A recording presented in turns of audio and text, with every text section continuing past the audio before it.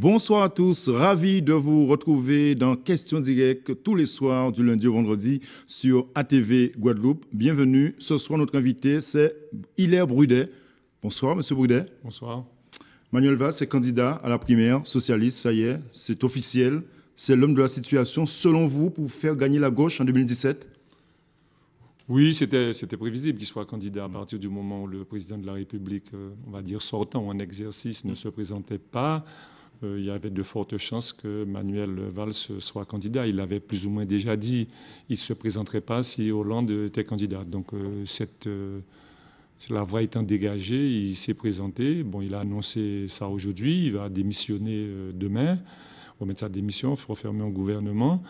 Oui, il me semble aujourd'hui être, parmi ceux qui sont connus aujourd'hui, officiels ou officieux, enfin, parce qu'il faut savoir que la date limite de dépôt de candidature, de candidat à la candidature pour les primaires, c'est le 15. Il me semble être celui qui a le plus de chances d'être au deuxième tour et de gagner les élections présidentielles. Celui qui a le plus de chances d'être au second tour, de faire gagner la gauche, tout à fait, en défendant le bilan de François Hollande, le bilan contesté, 8 Français sur 10 rejettent ce bilan.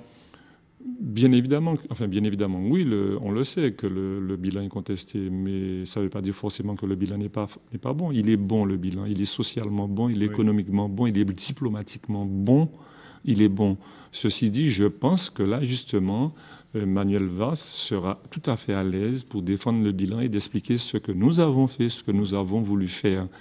Le problème, il est critiqué parce que souvent, et les premiers à critiquer le bilan, c'était le Parti socialiste lui-même, c'est-à-dire en tout cas ce qu'on appelait le camp des frondeurs, le camp des frondeurs, qui n'a pas ménagé les efforts. Et puis la population, pour reprendre les termes de la population, attendait soi-disant une politique de gauche. Pour quelqu'un de la gauche, il y a une politique de droite. Je pense que c'était sur une incompréhension, c'est injuste. Et c'est vrai que les gens attendaient une lisibilité sur le pouvoir d'achat, vu le taux de chômage, la situation, la précarité. Et les gens n'ont peut-être pas vu ça comme, en tout cas, en début de mandat. Aujourd'hui, c'est un peu moins mieux. Et du coup, je termine, du coup, les gens ont tendance à être dans l'émotion et à critiquer. Mais je suis persuadé, déjà, a commencé déjà, je suis persuadé d'ici avril, beaucoup vont se rebiffer et approuver le bilan co-présidé, je veux dire, pas co-présidé, mais co-responsable de Hollande et de Valls. Il est vrai, jamais la gauche n'a été aussi divisée. C'est compliqué aujourd'hui. On a le sentiment qu'il y a une vraie crise au sommet même de l'État. Alors là, vous l'avez raison. Dire le contraire, c'est mentir, de dire que la gauche n'est pas divisée. Alors, je ne vais pas parler de plusieurs gauches, mais au sein du Parti socialiste. Comment rebâtir? Est-ce que Manuel Valls, c'est le rassembleur? Il peut être un rassembleur.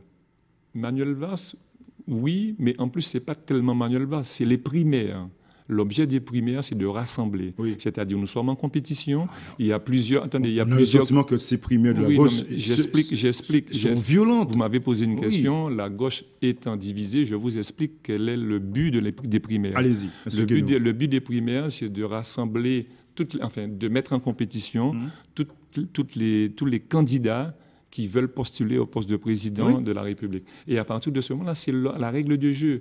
On part sur le même pied d'égalité et à la fin, il n'en restera qu'un et tous les autres doivent se mettre derrière celui-là ou derrière celle-là. Oui, c'était le cas en 2011. Mais ça s'est passé en 2011, c'est comme ça que ça s'est passé. C'était violent en 2011 avec Manuel Valls, on se souvient, qui qualifiait le programme de François Hollande de mou, Arnaud Montebourg également. Et on l'a ressenti tout ça justement pendant ce quinquennat de François Hollande, cette différence entre les gauches. Non, alors, on ne faut pas tout mélanger. On ne mélange pas tout, mais il ne faut pas tout mélanger. Déjà, pour reprendre... Non, mais il ne faut pas tout mélanger. Je n'ai pas dit que ce n'est pas la réalité. Je dis qu'il ne faut pas tout mélanger. La réalité est que ce que vous dites là, Manuel Valls ne l'a jamais dit. Montebourg l'a dit, mais pas Manuel Valls. Ça, c'est la première chose. Mais oui, mais c'est la vérité. On peut repasser la scène. On peut repasser. Ce que je veux dire par là, d'ailleurs, Valls était un peu, si on peut qualifier ça comme ça, communément, était à la droite de Hollande. Oui, d'accord. Et Montebourg était à la gauche de Hollande. Donc, déjà, il y a au sein du parti. C'est ça, c'est le débat, c'est la controverse, c'est des idées qui sont véhiculées. Et nous pouvons ne pas être d'accord sur un certain nombre de choses, mais on sait très bien faire la différence entre une politique de gauche et une politique de droite. Et pour ceux qui ont dit que Hollande ou Valls ont mené une politique de droite et que c'était flou, je veux dire, aujourd'hui, si vous voulez savoir qu'est-ce qu'une définition d'une politique de droite, vous n'avez qu'à regarder le programme que propose Fillon et prendre connaissance du livre de Fillon et vous verrez toute la différence entre ce qui s'est passé pendant les 4 ans et demi et ce qui est programmé et voire même ce qui s'était passé avant 2012. Qu'est-ce qui est plus difficile aujourd'hui pour Manuel Valls? Défendre le bilan Hollande ou défendre son projet, présenter son projet pour 2017? Non, mais il n'y a pas de difficulté, il n'y a pas d'incompatibilité. Vous pouvez avoir un bilan positif et expliquer que vous pouvez avoir un projet. Quand vous venez pour la première fois, quand vous venez à un moment donné, vous venez pour un projet. Le projet n'est pas forcément sur 5 ans, ça peut être sur 10, sur 15 ans, sur 20 ans. Pour autant, vous ne serez peut-être pas 4 fois candidat au président de la République, mais vous avez un projet. Et ça n'empêche pas, effectivement, qu'après 4 ans, 5 ans, ce qui n'est pas le cas de Valls, mais comme Fillon qui est resté 5 ans, il pouvait dire, voilà, voici ce qu'on a réussi, voici là où on a moins bien réussi, et voici pourquoi nous voulons modifier.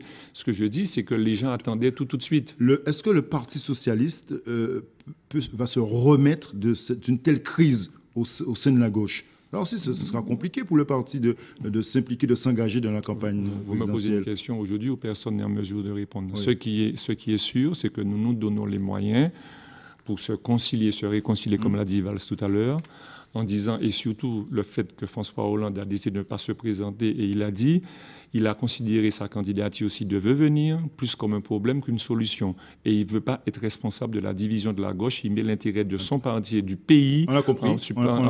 Donc à partir de là, nous avons le devoir de nous organiser et je suis persuadé que nous y arrivons. Alors c'est vrai pour aujourd'hui, il y a 2 candidats qui se réclament de gauche et qui sont déjà dans la course, à savoir Mélenchon et Macron. Ceci dit, nous sommes à 5 mois des élections et on a pour habitude récente, histoire récente, on sait très bien que dans les 2 ou 3 dernières semaines, ou voire dans les 2 ou 3 derniers mois, les choses évoluent autrement. Rapidement, Jean-Christophe Cambadélis, le premier secrétaire du Parti socialiste, sera en Guadeloupe en fin de semaine. Il ne va pas soutenir, il a dit, il soutiendra aucun candidat à la primaire. Que vient-il faire en Guadeloupe? Non, Cambadélis, il est là pour préparer les primaires, même s'il y a une haute autorité. Il est premier secrétaire du parti national. Il est là, il devait jouer son rôle. Il aura certainement, en tant qu'individu, à voter et à choisir.